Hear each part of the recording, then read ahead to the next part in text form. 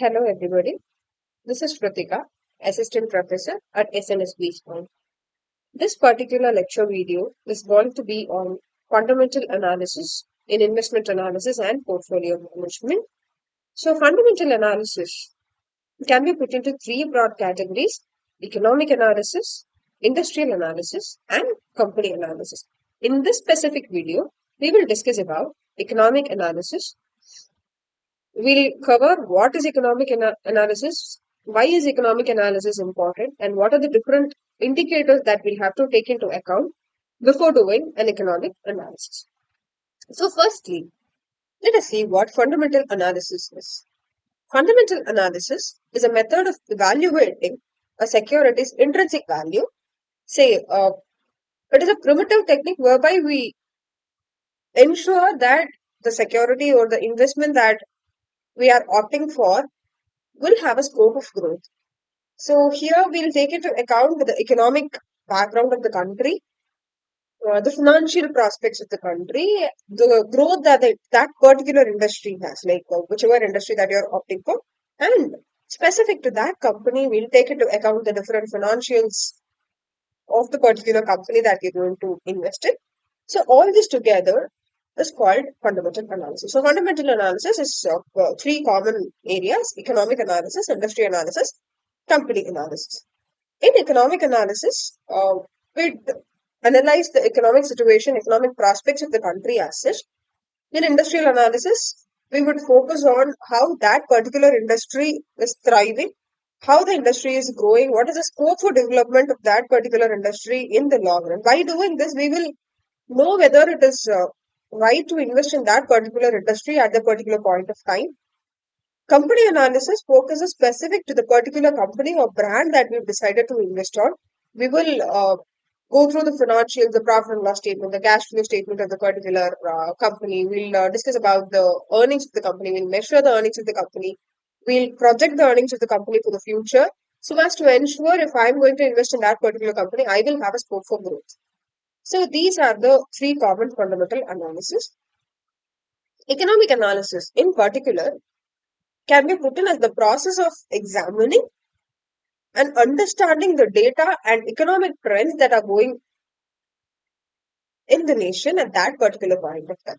So here we'll see through the different economic indicators, how the different economic indicators are operating.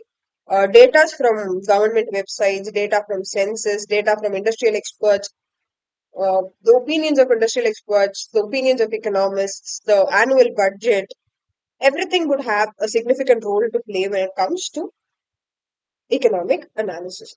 So, who does an economic analysis?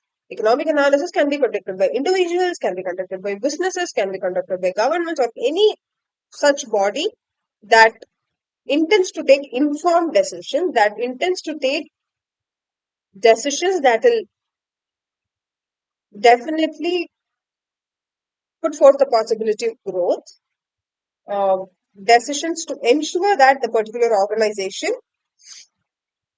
is going to grow in the long run.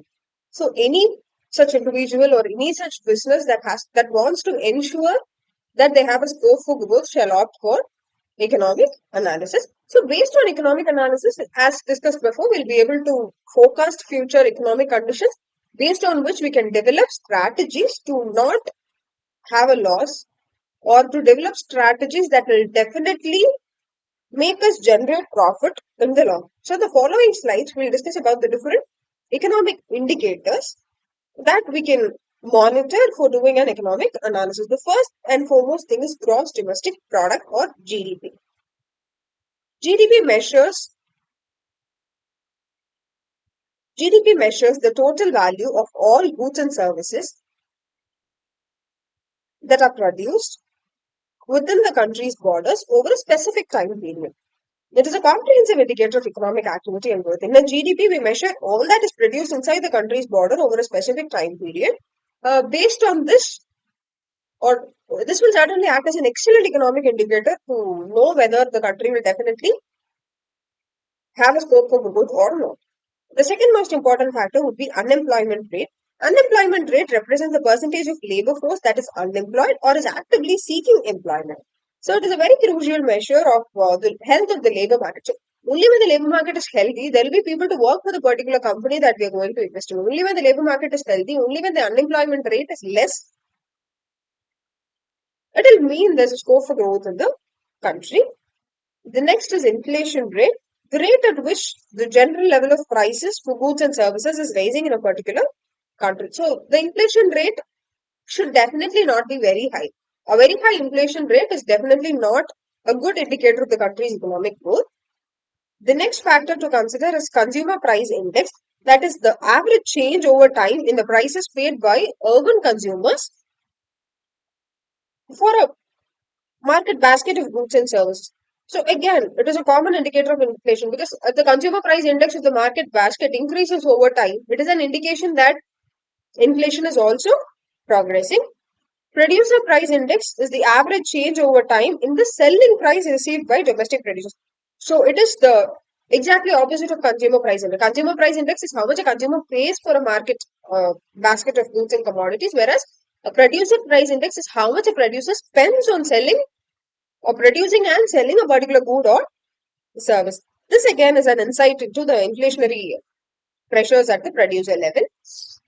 The next common indicator is interest rate. Interest rate, as we all know, is the central bank set interest rate as a part of their monetary policy. So changes in interest rate will again have a significant impact on the borrowing cost, spending, and investment. Trade balance. Trade balance represents the difference between a country's exports and imports. A positive balance occurs when we export more than we import. So export is an indication of income, whereas import is an indication of expenditure. When export is higher, the country is said to have a positive trade balance. When export is higher, the country is said to grow economically. The next indicator is retail sales. Retail sales data track the total receipt at stores that sell durable and non-durable goods. So how much selling of products is happening? That is what retail sales is all about. Consumer confidence index. This index measures the degree of optimism that consumers feel about the overall state of the country's economy and financial affairs. So, how much as a consumer I am confident or I am secured about the kind of growth that my country's economy is facing. That is all about consumer confidence index. Business confidence index, on the other hand, is how confident businesses, how confident traders are about the growth of the country's economy and financial status. Stock market indices, as we all know, are referred to as the S&P 500, Dow Jones Industrial Average. There are several stock market indices that will certainly give us an idea about the economic health of the country. Housing starts and building permits, how easy it is to construct, how easy is real estate growing, how much easy it is for buildings to be constructed. So this would give us a measure of the number of new residential projects that are happening. The more residential projects, the more scope for growth in the country's economy. Labor productivity. Labor productivity measures the output per unit of labor in. So how much one particular labor input is able to produce as output. Government debt and deficit. Uh, this again is a very good indicator because this will have a significant impact on the country's fiscal health and would certainly influence the economic stability of the country as well. Money supply as in M1, M2, and M3. Money supply measures the total amount of money circulating inside an economy. It includes various forms of currency, demand deposits, other liquid assets, and currencies of any form. Leading economic indicators.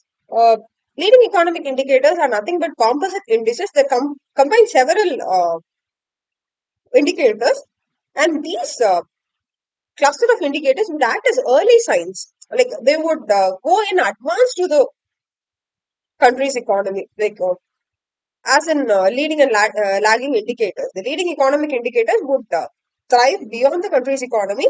So these indicators collectively would give us a comprehensive view of the economic performance, thereby helping analysts and decision makers to understand the trends, assess the risks, and formulate appropriate strategies. So when we take into account all these economic indicators, we would definitely able to come up with a master picture of the country's economy. A very good economic analysis would certainly be of help in taking the right investment decisions. So hope this video was helpful.